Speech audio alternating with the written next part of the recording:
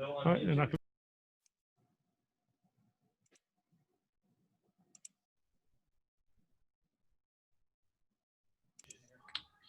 Hi, Coach. Welcome. great to be here. How you guys doing today? We'll go straight to questions, and we'll start with Ryan Thorburn from the Register Guard. Hey, Joe. How are you doing? Good, Ryan. How you doing? I'm doing well. One thing I've noticed from my kids during this whole thing is some teachers are very adaptable, very good at Zoom. Others are a disaster. What was kind of your approach to making a connection with your players, you know, having such a short spring and especially the young quarterbacks? What was kind of your approach to connecting and getting these guys to remote learn? Yeah, there was certainly ample time for us to master the Zoom calls. So, yeah, we were making great progress and great headway through spring ball, I thought, you know, and getting to install the system and getting to know the guys, and then obviously was cut short. But, you know, like anything, as a teacher, you know, generally speaking, they don't care how much you know till they know how much you care, you know, and I think getting to know each kid and kind of learn a little bit about their background, where they're from, you know, their families, all those things, and then you get into the teaching part of it. So, you know, you try to take a little bit of each meeting and kind of make it non-football related, you know, usually at the beginning or the end, just to kind of talk about, you know, what's going on in our lives and things like that, and then get into the football part. But, you know, I think for not being able to be in person for quite some time, that we were able to, you know, do a good job building those relationships. Next question is James Crepea from the Oregonian. And James gives me problems on the mute, Coach. I apologize. It takes me. There we go. Eventually, Todd will work this out. Good to see you again, Joe. Hey, James. To the offensive line, obviously you have to replace all five. And when we left things off in the spring, you knew you had to replace four. How do you evaluate George Moore or TJ Bass, who, I mean, in TJ's case, nobody's seen him in full pads yet in this program. And George, you only got to see him in shells. How do you go about evaluating the position when you haven't seen these players in full pads? I mean, it's kind of the biggest thing to do for the offensive line. Yeah, I mean, and first of all, you have utmost confidence in Coach Mirabel and Coach Cristobal with the offensive line, that you got two of the guys that are, you know, the best in the business of developing them from a mentality and a fundamental and technique and a schematic standpoint. But I think that's going to be the you know, focal point of camp, and the opportunities that we have here starting up, you know, in pads on Monday, is just mixing and matching those guys, giving them all an opportunity to go out there and compete, knowing that we got to replace, you know, all five. So, you know, ultimately we'll have to decide which the starting unit is moving forward. But I think we've got plenty of time for that. And, you know, all the guys will have a chance to put their, you know, best foot forward and state their case for the job. Next question will be Ashley Young from NBC Sports Northwest. Hi, Coach. I know it's only day 2 of camp, but what has surprised you the most about this team so far? Whether it's a specific players, personnel group, Cristobal's electric whistle, what has stood out to you? Yeah, you know, it's kind of been gym class the first 2 days. You know, we've been in, you know, shirts and shorts, no pads. So, you know, some of the physicality part of it is you know, that'll pick up as camp goes on. But I think the thing that's impressed me the most, not only through these first 2 practices, but, you know, throughout our time here when the kids returned, you know, during the time we were away and you know, when we were here in spring ball, is the culture of the program. These kids are incredibly resilient. You know, they don't make excuses. There's a great singleness of purpose. There's an awesome camaraderie. So there's every reason in the book right now for you know, a team or a program or a player to kind of, you know, find a way to, you know, make an excuse. And I think the culture of this program and our team is what I've been most impressed with so far. Next question, Max Torres from Scoop Duck.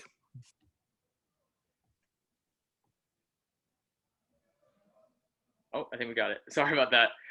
Hey, Coach. One question I'm interested to know here. You know, you're at Mississippi State, had all kinds of playmakers, but now you're at Oregon, which is a totally different roster, totally different talent. What excites you the most about this offense in year one? I think the thing that excites me the most is the ability to be balanced. You know, it's a system, you know, historically speaking, that we've run, that we've been able to throw it and run it with equal effectiveness. And, the two biggest determining factors in the outcome of football games are explosive plays and turnover margin. And I see us possessing the ability to do both very well, run it and throw it. You know what I mean? And if a team's going to crowd the box, have the chance to take it over the top. And, if they're playing deep, we'll be able to run it. And through 2 practices, we've done a good job protecting the ball. So I think that the number one, the championship teams I've been on and the great teams, the mentality has been dictated by the offensive and defensive lines. And I think that's tremendous here. So I think we're going to be able to win the battles up front. But on top of that, I think we have a bunch of very good playmakers that will allow us to be balanced. Next question, AJ Jacobson from Rivals. Hey, Coach. I wanted to talk with you about your offensive philosophy in terms of, you've had such great success with what you've developed and your system. When you come to a place like Oregon or, season to season at any place, how much of it is a system that you're going to run and how much of it is like looking at the personnel and then adapting what you run to who you've got type of thing? Yeah, that's a good question. And I think it's probably a little bit of a combination of both. And, a lot of it, relates, it's not what we know, it's what the players can execute, and things we talk about. Is it sound? Can we teach it? And can the players execute it, in terms of a general offensive philosophy? And, we've operated this system with a quarterback who can run, and maybe that be his strength. And we've operated with a quarterback who could throw, and maybe running is not his strength. So certainly I think the best part about it is its adaptability and its kind of sophisticated simplicity where, if we have a roster that's leaning more towards being successful running the ball, we've been able to run it and maybe the pass be secondary or vice versa. So I think that we're able to tailor the scheme based on the talent that we have. And I think that's what, makes me, like I said, most excited about it, that we're going to be able to tailor this thing and I think be pretty balanced.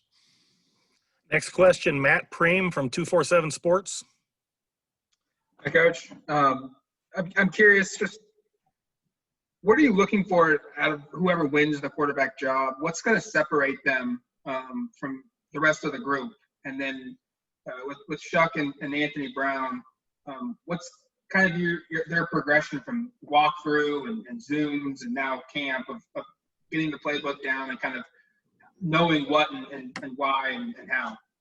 Yeah, I think there's probably a little bit of objectivity and a little bit of subjectivity to any quarterback battle, having been in one and having been through 22 years of kind of having to choose one. So I think you talk about, completion percentage, touchdown interception ratio, ability to, generate plays, with your feet by design or improvisation, and quite frankly, moving the ball and scoring points. And then there's a little bit of how do they take control of the team? How do the players respond to them? Those certain things where it's a little bit more feel. So I think it'll be a combination of those things. How are they completing the ball? Are they putting points on the board and at the same time making good decisions and protecting the ball?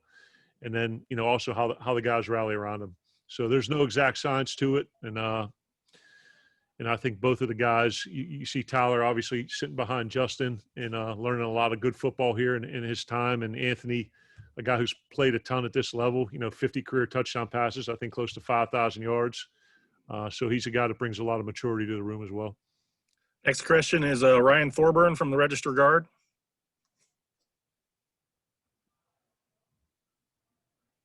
Mute Ryan. Okay. Joe, Coach McClendon also arrived from the SEC. What's kind of the dynamic between you two starting out together at Oregon? How's that relationship going?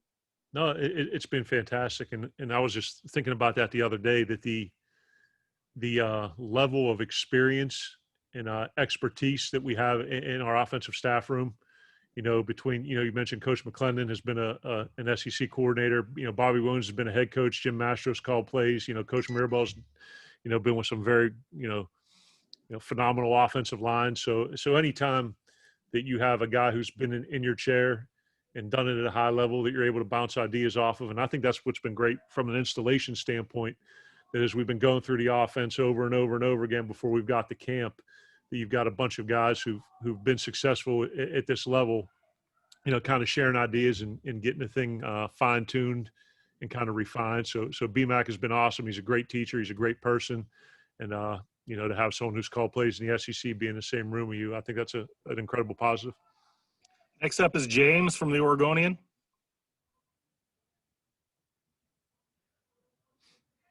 John, I realize nobody's offseason was anything like, no one in the world had an offseason like we've had. But for the quarterbacks going forward for this competition, have you ever had anything like, I know last year you had a grad transfer, but Tommy knew everything in your system, knew all the terminology. Here, you have a grad transfer who's going to have 4 weeks. You have a returning player who you only had 4 practices with. Have you had anything like this? And is Getsy the only other transfer quarterback you had in your career? Luke was a transfer from Pitt, and then when I was at Fordham, Michael Niebrick, I had recruited him to UConn, and then he came down and had a stellar career there. Broke almost every Fordham school passing record. So he would Tommy, and then AB would be the fourth. But just the situation. Everything's put in a microwave. It's spread. Everything's got to be sped up. You know what I mean? So 4 practices for Tyler, none for AB in the spring, or the other guys for that matter. And now, there's only so many times, as you mentioned, you can go over it on Zoom, you can put it on the board, and you can talk about the plays. You got to go out there and execute it. So I think we've been very, as a staff, judicious in our installation process, knowing that it's going to be as much about the scheme and the fundamentals and technique as it is the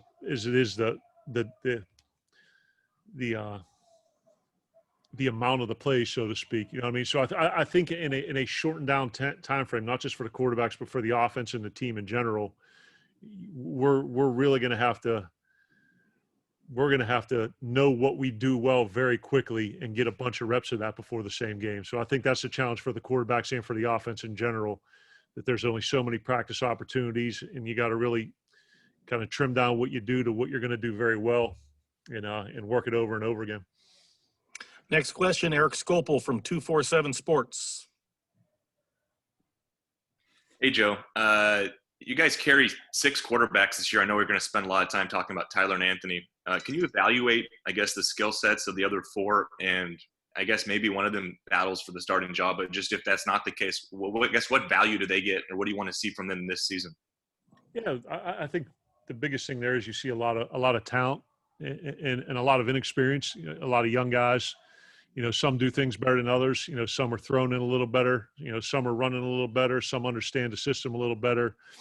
So with Tyler and Anthony getting the the 1s and the 2s reps, we're trying to mix all those guys in with the 3, and like everything in the program, we're just it's about player development. So making sure they understand what they're doing and why they're doing it, and keep working on their fundamentals and technique, and just making sure we're developing quality depth at the position.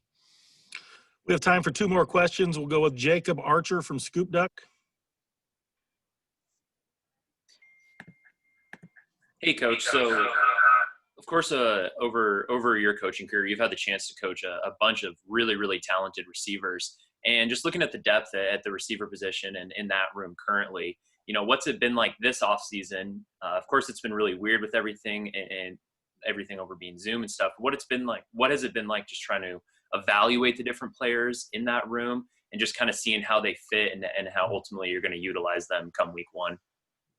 Yeah, you get to see them run around when we were doing conditioning. So there's a bit of an evaluation of athletic ability. Not much in terms of walkthroughs aside from, assignment correctness.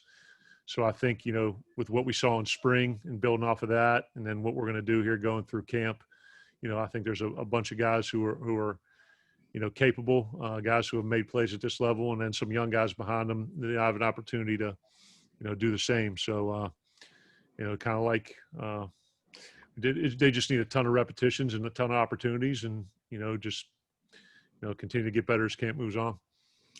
Last question will be from Kevin Wade of 247 Sports. Hey, Coach, thanks for doing this. Just curious what your assessment of the tight end position and who's standing out right now through the spring, the summer walkthroughs, and now 2 days into camp. Yeah, I think the thing that stands out is the depth of the position. You go down and, from top to bottom, there's a bunch of guys. And in the system, we want the tight end to play like a receiver when the ball's thrown to them and like an O-line to them when it's handed off. And I think, you have some guys that, are able to do both of those things well. And just like anything, it's hard for me to make a hard and fast evaluation, since we had 4 practices like 6 months ago, and now we've had 2. So I think, once again, a bunch of talent, a bunch of depth at the position, guys with varying skill sets, and we're just going to keep, firing a million reps at them and, evaluating them and, give them an opportunity to prove themselves and help us get better as an offense and a team. Thank you, Coach. Appreciate it. We'll talk to you again soon. Awesome. Thanks, guys. Everybody have a great day. Appreciate you.